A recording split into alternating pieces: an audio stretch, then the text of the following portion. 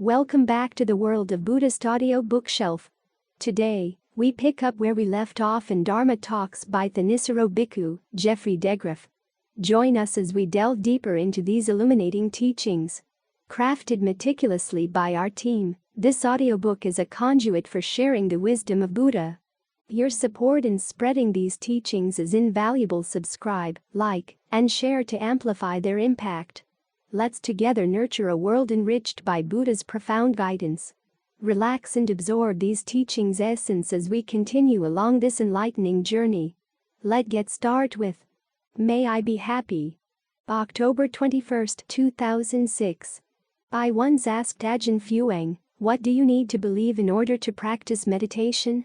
He said, "All you need to believe is the principle of action, karma." Most of us in the West, when we get to the teaching on karma, freeze up. We start thinking about all the bad things we did in the past. We're afraid that all those things are going to come back at us. This is why there's so much resistance to this teaching. But if we look more carefully at how the Buddha taught karma, we'll see that he actually tries to allay those fears. When he introduces the topic of karma, he doesn't talk about the bad things you've done in the past. He talks about good things. The first topic he mentions in connection with karma is generosity. Generosity, he says, is something real. It's a good thing to be generous. He even has you use it as a topic of focused contemplation.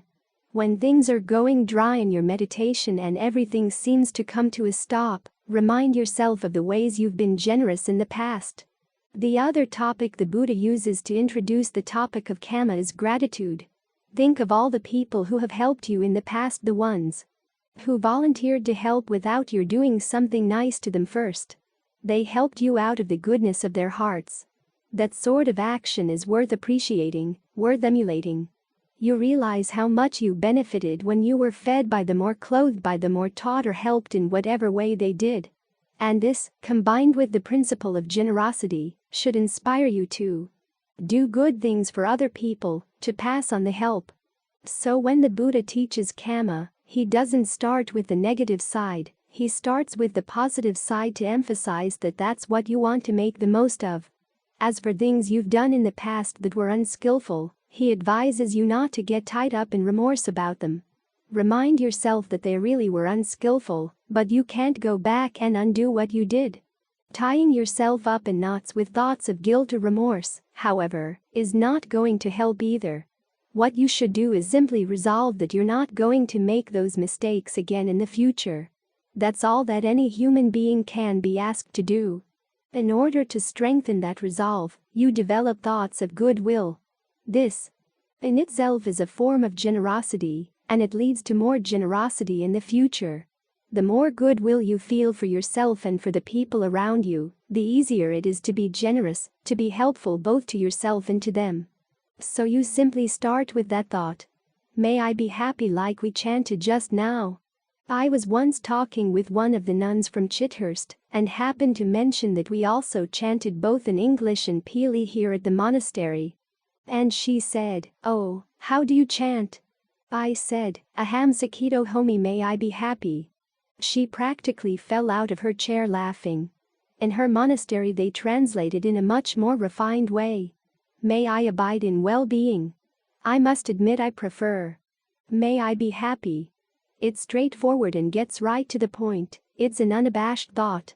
You're not embarrassed to say, "May I be happy," because when you think about where true happiness comes from, it's not a selfish thing. What you're actually saying is, "May I find the resources inside to develop true happiness." If you can make yourself happy by being generous and developing thoughts of gratitude, it's a perfectly harmless thing. If you can make yourself happy by thinking thoughts of goodwill for yourself and other people, that's a harmless thing. So start with yourself and then spread thoughts of goodwill to people you love, people who are close to your heart, and then gradually spread it out to people you like, but you don't know so well, and then to people you're more or less neutral about. Then spread thoughts of goodwill to people you don't like. Remind yourself that if everyone in the world could find true happiness within, If they could find happiness by being generous and developing thoughts of gratitude, the world would be a much better place. Those horrible people that you really don't like would be a lot less horrible if they could be truly happy. Then spread thoughts of goodwill to people you don't even know, and not just people. Living beings of all kinds, on levels you can see, on levels you can't see. Be generous with your goodwill. If you find yourself resisting thoughts of goodwill for any particular person or being, ask yourself, why would I wish for anyone to suffer? What would I gain from it? Learn to reason yourself out of any stinginess with regard to your goodwill. This requires digging down into a lot of your presuppositions.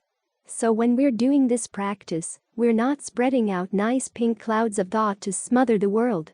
We have to dig up places where you resist the idea of wanting someone to be happy. You can pose the question, why would I resist that idea? What would I gain from their suffering? What good would be served by their suffering? When you can dig out your resentments and realize that they're not really worth carrying around, you can extend the gift of forgiveness to that person. Forgiveness doesn't here mean that you're going to forget the wrong done by other people, or you're going to love them. Simply that you're not going to pose them any danger. You're not going to try to get revenge. That right there takes a huge load off the mind.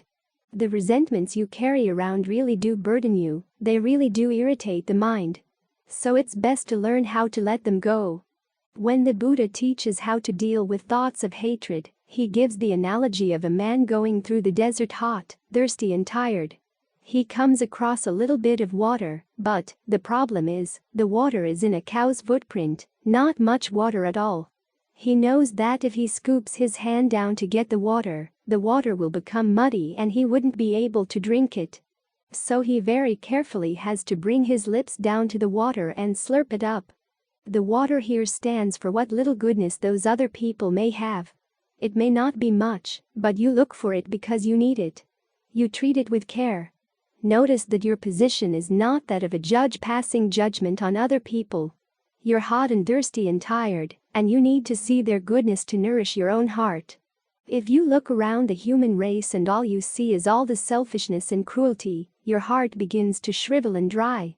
You decide that you don't want to help anyone, for everyone seems unworthy of help. In that way your own goodness dies. So you've got to view the goodness of other people as water for your own heart. Now, in the case where you look at people, and you look and look and look and you can't find any goodness at all, then you've got to feel compassion for them because they're creating a really bad future for themselves. Again, the image is that as you're walking across the desert, you find someone who's sick and incapacitated far from any human habitation. Your immediate reaction is, this person needs help, and you do what you can to get that person to help.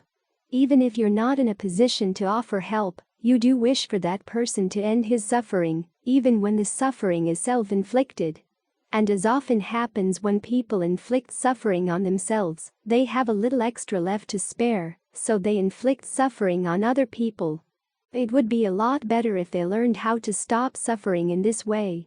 If they could learn how to find true happiness inside, they would stop inflicting the suffering on others. So when you spread thoughts of goodwill, it's not just like a goodwill sandwich spread. The purpose here is to examine your thoughts about happiness, realizing that in this world where action really is important, actions of generosity, goodwill, and gratitude are especially important. They enable us to live. They're our water as we try to get through this desert alive. So learn to focus on your good actions, Kaganasati, recollection of the times you've been generous, S plus Lanasati, recollection of times you stuck to your principles even in the face of the temptation to throw them out. Reflect on these things and remember that your strength lies there. The happiness that comes from these reflections is not like the happiness that comes from recollecting a movie you once saw or a relationship you once had, because those recollections can turn very bitter over time, especially when you realize that the relationship is ended. Whatever the happiness was, it's gone and you can't bring it back. The memory of that kind of happiness burns. But the memory of the happiness of when you were good, or the times when people really helped you or were good to you out of the goodness of their hearts, is like cool, refreshing water. It provides a happiness that doesn't end. Each time you reflect on it, it's a happy thought. And it helps to make you want to be more generous, to stick to your principles whenever the going gets tough. This is why we think thoughts of goodwill. They make it easier for us to be generous, to stick to our principles, to be harmless. As you think about these things, they bring nourishment to the mind. When the mind is nourished, it can settle down more easily here in the present moment because you've changed your attitude about happiness. You're willing to look for your happiness here because it's the ideal kind of happiness. Clear-headed, harmless, and lasting. Just sitting here breathing, the way you relate to your breath makes all the difference in the world. You can make yourself miserable, you can put yourself in a straitjacket, but you don't have to. Think of the breath coming in and out. All the pores of your body. Think of the breath energy untangling, work up from your toes, up through your feet, your legs, up through your torso. You can learn to relate to the breath energy in new and different ways. You find that the less suffering you cause yourself here, and it's totally needless suffering, the easier it is to be good to other people. So think about these things. Develop the right attitude toward happiness, the right attitude to the principle of karma. Karma can be a means to happiness if you understand how to use it properly, the principle of action and result. It all comes down to developing good qualities of the mind. You notice that certain ways of thinking are skillful. They take burdens off the mind. They help nourish the mind. So encourage those ways of thinking, because if you don't, you'll develop other habits in the mind. It may seem artificial to focus on these habits, but then the construction of the present moment is always something artificial. There's a large element of intention in every experience, so you might as well intend to do it well. Construct healthy and nourishing thoughts. You have it within your power to do so. So try to make the most of that opportunity. A Meditator's Vocabulary. November 13, 2006. When you meditate, it's good to have a precise vocabulary for what you're doing. It helps to direct your attention to where it should go, helps you to notice things you should notice, and to put aside the things that are really of no importance. In the Buddha's teaching on mindfulness, he talks of keeping track of the body in and of itself. Anupassana is the word here. It means watching something continuously, seeing what happens to it. For instance, you stay focused on the body in and of itself, in other words, not in terms of how it functions in the world, whether it's good looking or not, whether it's strong enough to do the jobs you have got to do or not, but simply what it's like to have a body in and of itself.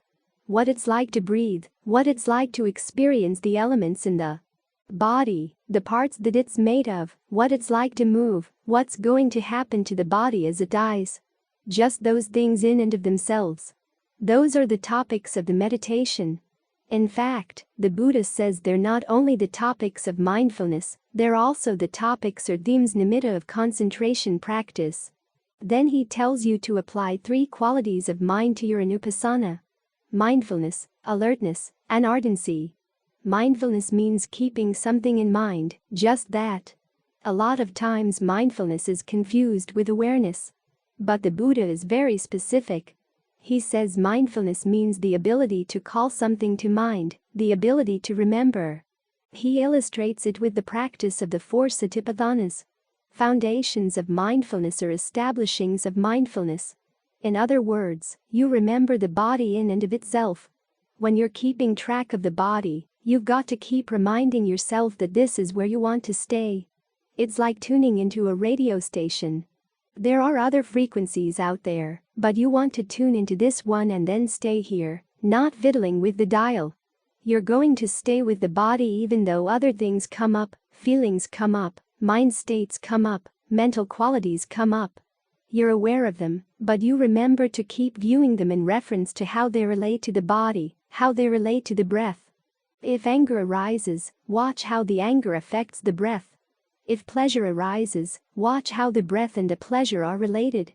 Don't leave the breath to gobble down the pleasure.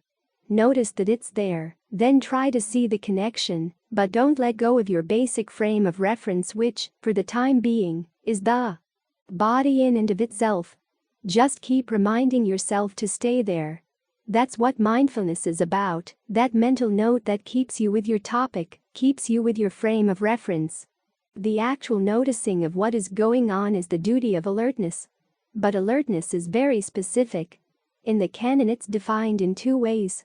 One is knowing what the body is doing, how it's moving. The other is noticing how things are moving in the mind, how feelings and perceptions, thought constructs and consciousness are moving in the mind. That's where you focus. It's not your duty to be aware of everything that's happening in the present moment, because that would leave you very scattered, and the meditation would lose direction. The important thing happening right now is what you're doing, through the movement of the breath or the movements of the mind. That's what alertness is concerned with. Finally, there's ardency, which is defined as right effort. You generate the desire to do this practice well. You're intent on putting forth effort and energy to look for what you're doing that's skillful, and what you're doing that's not, to encourage what's skillful and discourage what's not. When you apply this ardency to the alertness, that means that you look for the movements of the mind that are skillful and the movements of the mind that are not. This is the beginning of insight, the beginning of discernment. Noticing not only what you're doing, but also the effect of what you're doing. When you focus on the breath, how are you focusing? What are the results of how you're focusing? If they're not satisfactory, what can you do to change? If they are satisfactory, what can you do to maintain that state? So the emphasis here is on noticing what you're doing, noticing the results of your actions. As for other things that are going on in the present moment right now, you can leave those alone. You don't want to notice too many things, because if you do, your attention gets scattered, you lose focus, and you miss what's really important about the present moment, which is how you're shaping the present moment. This question of what you're doing right now is the basic question in the meditation. Do you really know what you're doing? A lot of the movements of the mind are subconscious. A lot of the movements of the mind are done in ignorance. Those are the ones that cause suffering. After all, that's the cause of suffering. The things that come out of the mind through ignorance. So when you're told to be alert to what's going on in the present moment, this is where you're supposed to focus, for this is what we're fighting. This ignorance of our own actions. This is one of the reasons why we focus on the breath, because the breath is very close to our intentions. In the factors of dependent co-arising, the breath is right there, right next to ignorance. Avijja pakaya sankara. Fabrications are conditioned by ignorance. The breath is the bodily fabrication. Directed thoughts and evaluation are verbal fabrication. But if you want to see directed thought and evaluation in action, it's good to focus on the thoughts and evaluations related to the way you breathe. That way you bring bodily fabrication and verbal fabrication together. Then there's mental fabrication, which comes down to two things: feelings and perceptions. So you've got the feelings that are related to the breath, and then your perceptions of what the breath is doing in the body, how you label the breathing, which sensation you label as breath, which sensations you label as other sensations in the body. You begin to notice how the way you label sensations in the body can have an effect on how you breathe. When you begin to see the breath as permeating the whole body, when you label the breath in terms of these subtle levels of breath energy, there's a greater sense of ease, a greater sense of well-being. And in the course of doing this, you're noticing cause and effect, what you are doing, and the results of what you are doing right here, right now. So try to keep these terms straightened out. When they're straightened out, they help sharpen your focus in the meditation. They give you a sense of what you're here for, what you're trying to do, what you're looking for, what you want to encourage, what you want to put aside. Being properly focused like this really helps you gain insight into the movements of the mind, especially the movements that cause suffering and the ones that help alleviate suffering. Those are the big issues, the focal points of what the Buddha taught. Suffering and the end of suffering. And you've got your laboratory to test those teachings right here. These different types of fabrication, the breath, directed thought and evaluation, which grow out of mindfulness and alertness together with ardency, and then perception and feeling. They're all right here, so you can observe how you're fabricating your experience, and can learn to do it skillfully. This is another point that's often missed. Meditation is a skill. It's not a process of simply being open to whatever comes. It means noticing that your actions really do have an impact on shaping your present experience, and you can learn from watching your actions, watching their results, learning to refine how you approach the present moment, so that there's less and less ignorance in what you are doing. That way the meditation leads to the happiness, to the well-being you really want. Giving to the meditation. December 27, 2006. A recurring theme in the Buddha's teachings is that everything you need for happiness, for true happiness, you already have. It's simply a matter of developing it. The word for meditation, bhavana, literally means development. You take what you've got and nourish it so that it grows. So it's good to take stock at the beginning of the meditation. What are you bringing to the meditation? You may be bringing a day full of scattered thoughts, worries about this, that, the other thing, and as you focus on the negative things you're bringing to the meditation, it makes it difficult. Focus on the positive things. You've got a body, you've got the breath, you've got a certain amount of mindfulness, a certain amount of alertness. If you didn't have these things, you'd be dead or crazy. So you've got the raw materials you need. So remind yourself everything you need is right here. It's simply a matter of bringing it all together and putting some effort into it to keep them together. Your willingness to give the effort is important, because along with the Buddha's teaching on the fact that you already have what you need for happiness, you find a very basic role he gives to generosity, to the act of giving. His explanation of right view on the mundane level starts with giving, that giving really is a good thing. It's a virtue. When he was going to teach people about the Four Noble Truths, he would start out by talking about giving, and then work his way up from there. When you think about giving, you realize it's what you're bringing into any particular situation. If it's a relationship with another person, what you give that other person, that's what you bring into the situation. It reminds you that you have more than enough. If you constantly focus on what you lack, it's like you're burning a hole in your mind, and that hole has teeth. You're constantly wanting to gobble this down, gobble that down. But if you focus on what you've got that you're able to give, it creates a very different attitude for you to bring to the meditation. A person who's able to give is a person who's already in a position of wealth, even if it's a little tiny thing that you have to give. You have more than enough, you can share. And the same with the meditation. When you sit here and meditate, it's not simply a matter of sitting here and waiting for the show to begin or for someone to come and entertain you. It's a matter of you're putting yourself into the meditation, giving yourself to the meditation. That's going to make all the difference. You find sometimes when you sit down that you put a little effort into it and the results are right there. Other times, though, it's going to take quite a while before you even notice the results. It's not the fact that the results are not there, but often other things are getting in the way so you don't see them. So, trust in the process, and give yourself to the process. Be aware of the breath. Keep reminding yourself to stay with the breath. That act of mindfulness is important. Every time you breathe in, every time you breathe out, remind yourself, this is where you want to be, this is where you want to stay. And if you find that you've forgotten, that you've wandered off someplace else, well, remind yourself again. And then come back and be as alert to the breath as possible. How does it feel?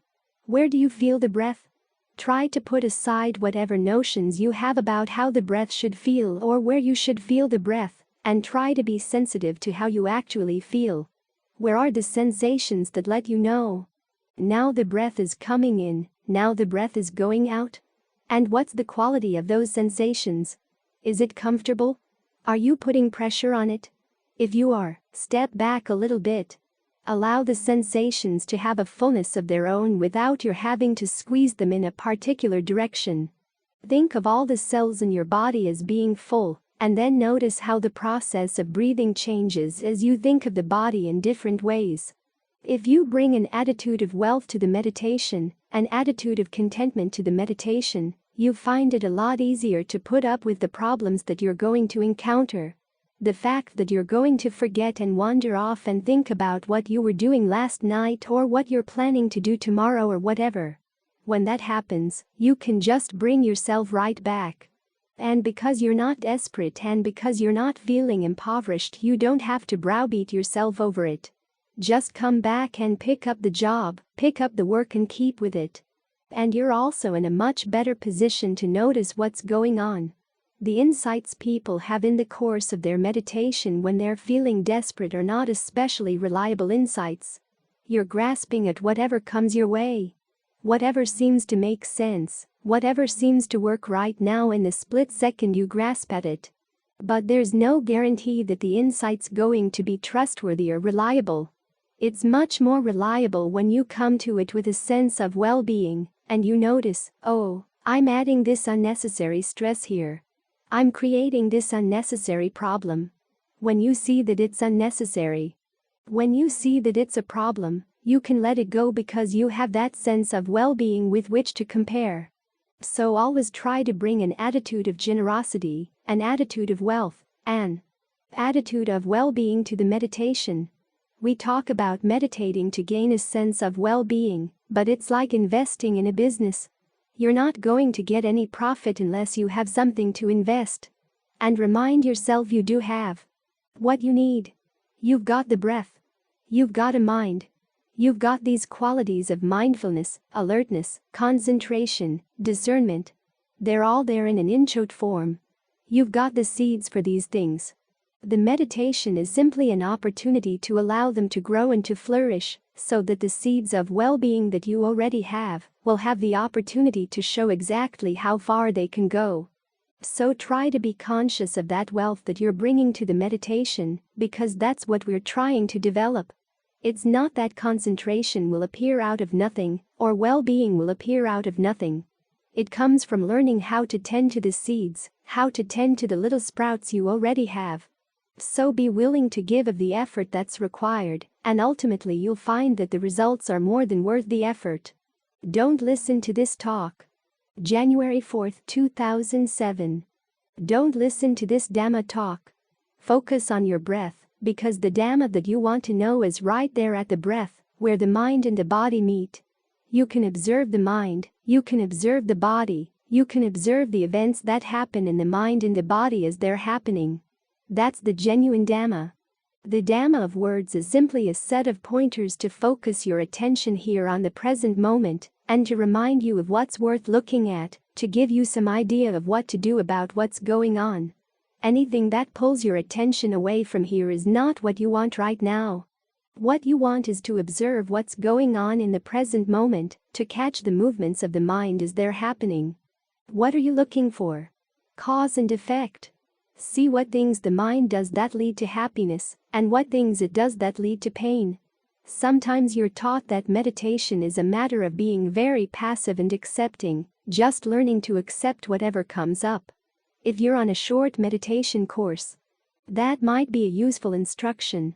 It helps develop patience and equanimity, which are qualities that we in the modern world lack, so they're useful to develop. But they're not the whole story. You're approaching meditation as a lifelong practice.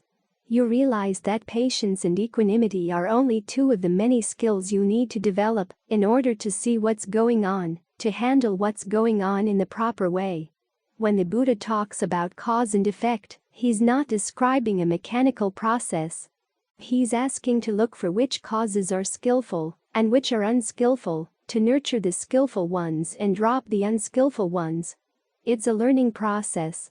This applies throughout the practice, all across the board. To observe this, you need not to be just passive. If you were totally passive, you would never learning anything about cause and effect at all. Events would simply just pass by, and you wouldn't know what was connected with what. But it is a fact that we can act. We can make choices. We can do things, we can change things. That is what permits us to know cause and effect. For instance, if there's pain in the body, try adjusting the breath to see how it affects the pain. If you don't make any manipulation or any adjustment in the breath at all, you'll have no idea if the breathing is contributing to the pain, or if pain is influencing the breathing, or if they're connected in any way at all. If you change the breath, then you can see, oh, it does or does not have an impact on that pain. It does or does not have an impact on the way you relate to the pain. This is when adjusting is useful. In fact, it's important, it's essential to the practice. It's a set of skills you need to develop. Then as you get more and more familiar with the meditation, you gain a sense of when it's proper to simply watch, and when it's proper to do something about what you're watching. So don't be afraid to ask questions about the breath, to change the breath a little bit. Ask yourself, what would be a better breath right now? What would be more gratifying? What kind of breathing would feel good? In the chest? What kind of breathing would feel good in the abdomen, in the arms, in the legs, out to the hands, out to the feet? What kind of breathing would feel good in the hip? Explore these things. This way you get on familiar terms with what's going on in the present moment. You're focused on the appropriate issues, on what choices are being made right now, and what the results of those choices are. This is called appropriate attention. Uniso Manasikara. As the Buddha said, appropriate attention is one of the most important factors for inducing awakening. There are lots of other things you could focus on in the present moment. But the Dhamma points you to this question of cause and effect, skillful and unskillful. As for other things, you can let them pass, because they're not the issue. This principle applies to any problem. If you clutter up your mind with too many facts with no clear sense of which facts are really crucial to solving the problem, and which ones are not, the fact that you're keeping track of so many things actually obscures the problem. So you don't want to focus on too much in the present moment. At the same time, if you're totally passive, you never solve anything at all. There's no place where the Buddha says to be totally passive or totally uninvolved with what's going on. In fact, it's actually impossible. As long as you're involved in space and time, there are choices being made in the mind. So you want to learn to get in touch with them to see what those choices are, because a lot of them are buried in subconscious parts of your awareness. You want to be sensitive to what choices are being made, and to gain a sense of how they could be more skillful. Meditation is meant not to limit you, but to expand your range of options, to give you a bigger sense of what is possible, of what you can do. So don't let your hands be tied. If the breath feels comfortable, learn to maintain it. It's okay to be attached to the breath when it's comfortable. Desire can also be a good thing when you learn how to be skillful in what you desire. We tend to think that the Buddha said desire serves no other purpose than to cause suffering, but that isn't true. Skillful desire, the desire to be skillful, to let go of unskillful mental states, to develop skillful ones, is actually a part of the path.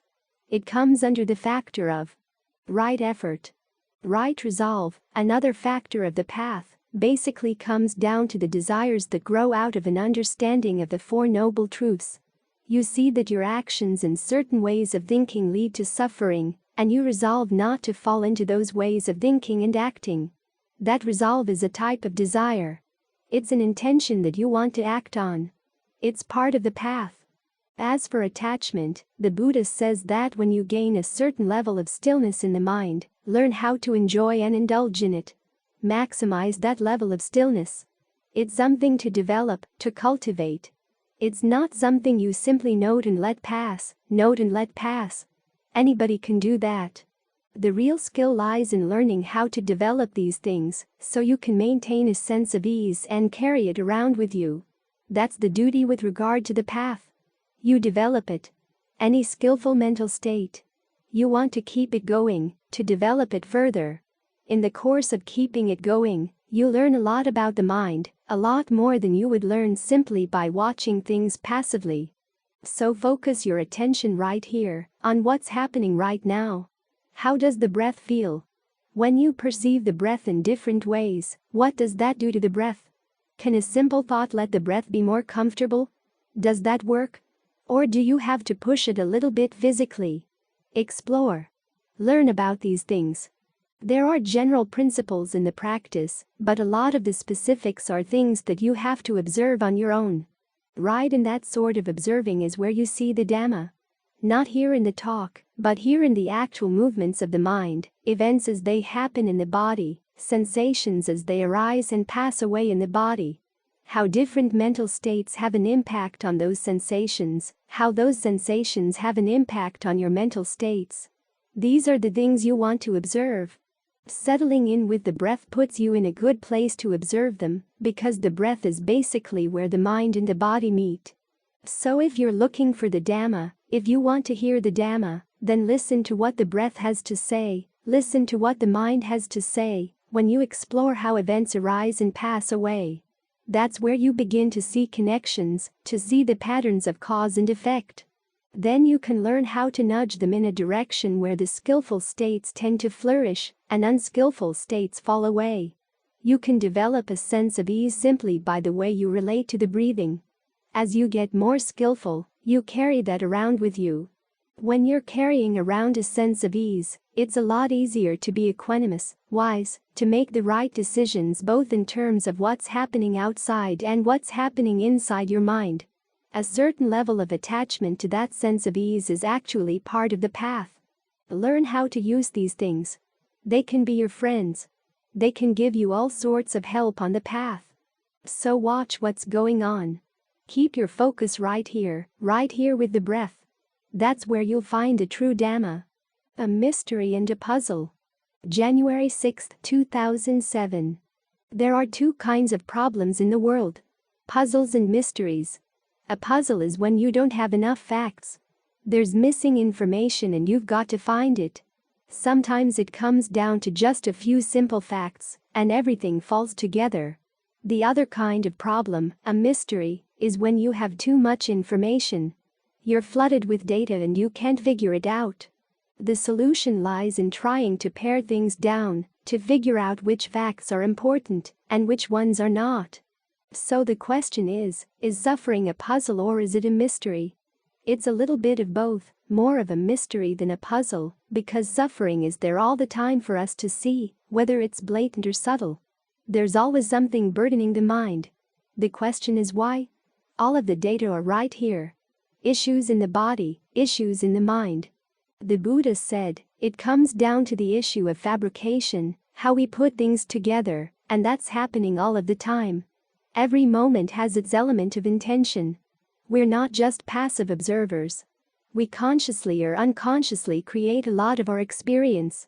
We're already filtering things out, deciding what to focus on. The reason we suffer is because we're focusing on the wrong things.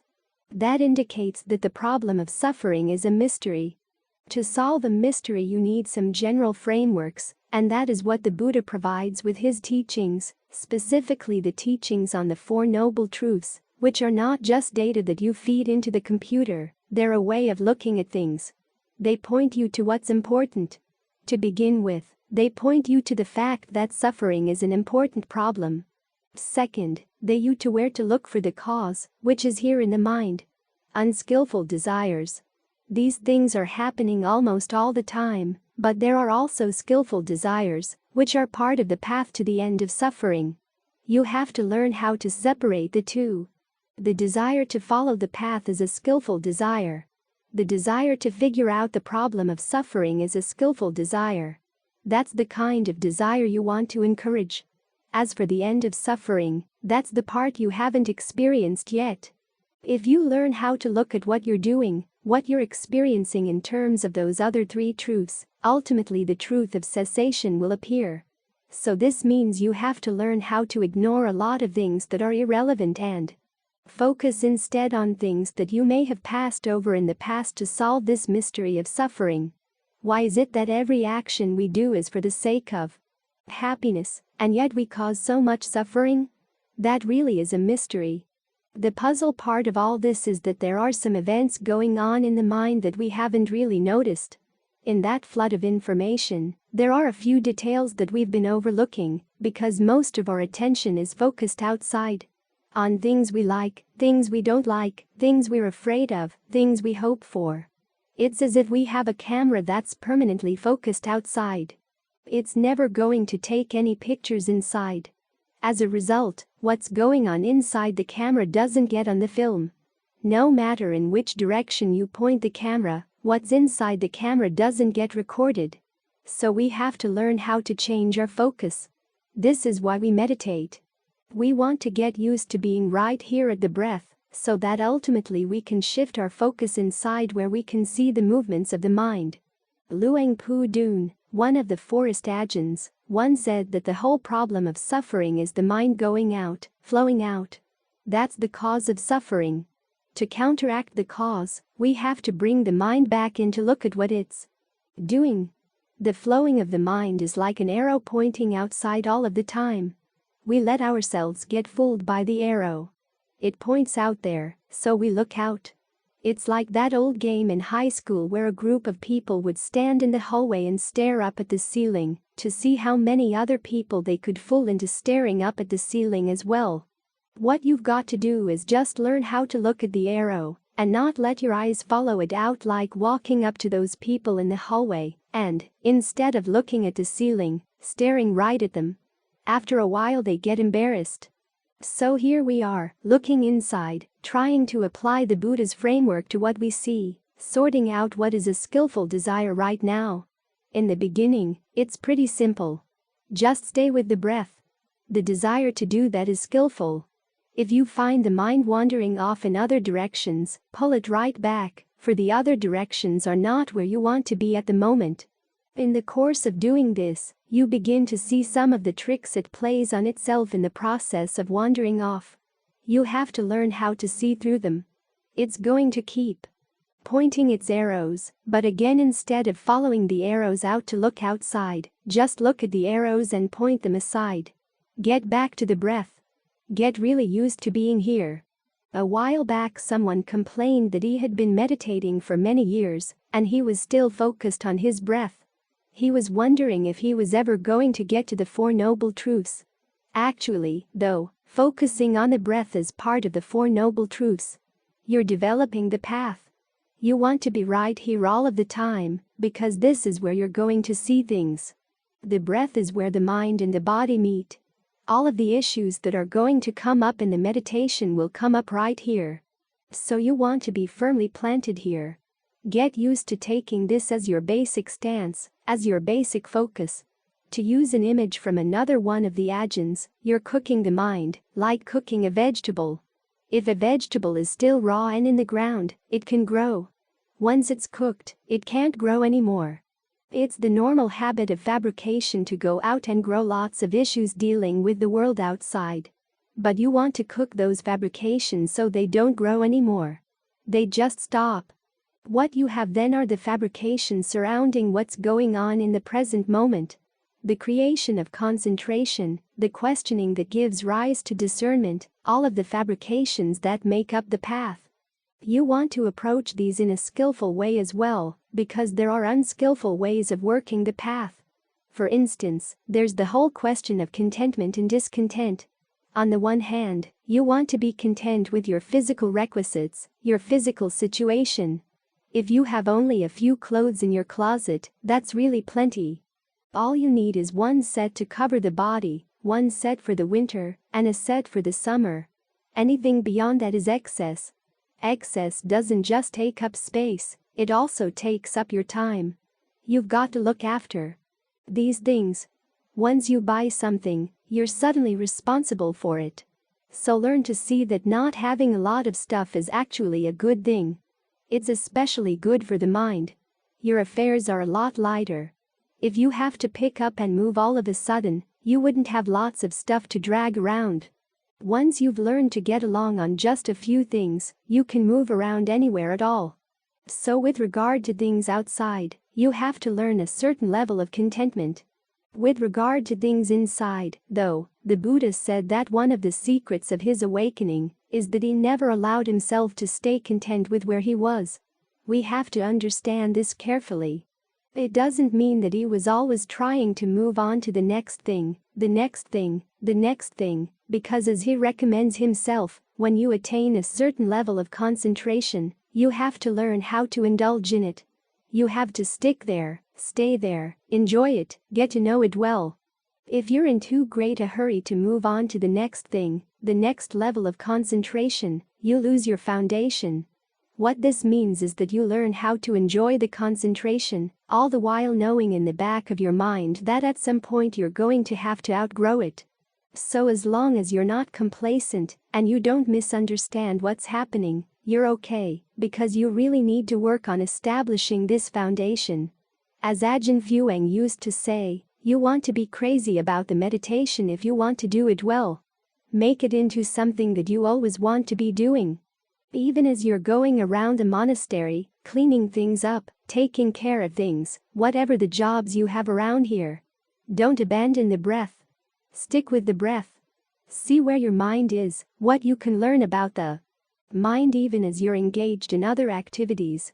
This way the meditation has a chance to grow, even as we deal with our other responsibilities. We don't want the monastery to become so much of a burden that it gets in the way of the meditation, but a lot of this has to do with your attitude. It is possible to stay with the breath as you wash the dishes, as you fix the food, as you sweep up, look after the orchard. Always keep the meditation cooking on the back burner, because sometimes the little details that you want to see, the puzzle parts, will appear while you're doing something else. See the connection between the movement of the mind and the suffering or the stress that it causes. Those connections. Those are the puzzle pieces that are still missing. Sometimes you see them when you're not looking straight at them, out of the corner of your eye. So always keep it in mind that this is the issue. There are certain movements of the mind that you haven't noticed. They're right here. This is why suffering is a mystery. Its causes are happening right here all the time and you're not looking at them. You don't see them. The Buddha gives you the framework for looking at things. The question of what's skillful, what's unskillful. This underlies everything. The teachings start with the precepts, so that you get a sense of what's skillful and unskillful at a blatant level. You learn how to deal with the issue of noticing when you've done something unskillful. You learn to make the resolve not to repeat the mistake, without getting tangled up in remorse. You realize that all that can be asked of a human being is that you don't repeat the mistakes that you've clearly seen that you've done. You try to develop the proper attitude that helps keep you from harming yourself and harming others. In other words, you develop this attitude of goodwill for all beings, yourself included. This is how you get the right attitude toward your mistakes, realizing that we have all made mistakes, but we can all learn. You don't want to be constantly standing on your pride, saying, well, whatever I do has to be good. That doesn't get you anywhere. At the same time, though, you don't want to be the sort of person who feels that you're a miserable failure with no hope at all. That doesn't accomplish anything either. So when you are dealing with the precepts, you want to learn the proper attitude toward your actions and their results, the times when you make mistakes, and the times when you do things well. Learn how to derive energy from the things you've done well. Don't regard it as a fluke when you've done something skillful. Once you've developed the right attitude toward your actions through observing the precepts, you've learned a lot of good skills to help your meditation. You have practice in not denying what you're doing. You're not denying the stress that you're causing yourself. This is one of the big traps for a meditator, this habit of denial. If you can avoid that trap, the meditation gets a lot easier. You're always ready to learn. You're not embarrassed or ashamed to look at your mistakes.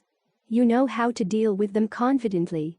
In this way you open things up in the mind, the possibility of finding those missing puzzle pieces. Exactly where is the mind lacking in alertness? Where is it lacking in mindfulness so that you do things in unskillful ways? You begin to see those connections. Once you've seen them, you don't have to tell yourself to remember them. They stick in your mind. You see them very blatantly, and you learn from them, resolving that you're not going to let yourself be careless in that way again.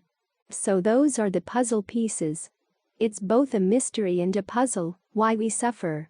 You have to be the sort of person who, on the one hand, is able to see the big picture of the Four Noble Truths to solve the mystery, and on the other, to look for the details in the movements of the mind to solve the puzzle. Ultimately, the problem of suffering neither is a puzzle nor a mystery, And in that way you learn not to suffer ever again. Normalcy. June 9, 2007. When we read about other people's meditation experiences, we like to read about the really dramatic ones. The meditator's awareness leaves his body and goes wandering around, sees all kinds of visions. Or a meditator discovers a sense of oneness with everything she sees. Everything is beautiful, luminous. These things sound very impressive, something we'd like to try too. But you have to look a little further into their stories, and you realize that those kinds of extreme experiences are things that have to be remedied. They're problems. They actually get in the way of the goal. When meditators have experiences like that, their teacher, if they have a good meditation teacher, will say, "Okay, you've got to get over that, you've got to get past that." The weird stuff is not what it's all about. Here it's good to remember two things. 1. Sila, ordinarily translated as virtue, is one of the requisites for meditation. Sila also means normalcy. You're trying to develop a state of normalcy in your actions, where you're not deviating from harmless behavior. You're not going off into extremes of harmful behavior because you're trying to establish a pattern that will carry into your meditation. You want to keep the mind in a state of normalcy as well, where it's not going to the extremes. Why do we tend to fall into extremes? In some cases it's because we want a larger sense of self. We're tired of being finite people and want a taste of the infinite. In others, we want to annihilate ourselves. We become one with the tree so that the tree can take over. We become one with the wall so that the wall can take over. We want to blot out our experience of who we are and who we've been. Or we push ourselves into extremes with the idea if we just push a little bit harder, we'll get over the hump and into jhana, into the transcendent. But these things don't come from pushing. As Ajahn Fuang once said, if we could get our way into nibbana by pushing, everybody would have pushed their way in there. By now. The mind likes to push and pull. It's much harder to settle into a state of normalcy where there's no pushing or pulling, but if you want to get solid results, that's where you have to aim. The second point to remember is that we're practicing the middle way. We're trying to stay away from extremes of eternalism, where you expand to become one with the universe around you, and annihilation, where you want yourself to be annihilated, say, as a little drop of water that gets totally swallowed up by the ocean. Instead, we're trying to find a place where you can stand in the middle, in a state of normalcy. The mind isn't going up, isn't going down. It's just right here. But it's very solidly right here, very clearly right here. We're looking for the clarity. We're not trying to put ourselves into trances. The texts do contain descriptions of trance states, but those are largely in the commentaries, and they're dangerous things to play with. You get your mind into all kinds of weird situations, weird perceptions, extreme perceptions. Then you've got to get yourself out, because that's not where you're going, at least not where you're going if you're going anywhere sane, anywhere safe. So when you catch the mind trying to push itself into an unusual state, pull back. Remind yourself that that's not the middle path. We're not here to push, we're not here to pull. We're here to settle down. If your mind has a natural tendency to go in those directions, you've got to learn how to remedy it. When it's going there simply because you want to try something weird, unusual, and new in your meditation, you've got to say, wait a minute, wherever you get you're going to have to pull yourself back, so why bother going? You want to be right here, with a sense of ease, a sense of normalcy, observing what Ajahn Lee calls the precepts of the mind. For example, there's the precept against killing. Okay, try not to kill this state of just being normal in the present moment. The precept against stealing. Don't try to steal other people's meditation experiences and make them your own. The precept against illicit sex. Don't try to become one with everything around you. The precept against lies. Don't try to hoodwink yourself into thinking that these states are special. And the precept against intoxicants. Don't try to intoxicate yourself with a trance state. You want to be normal, clear. Otherwise, how are you going to see things for what they are?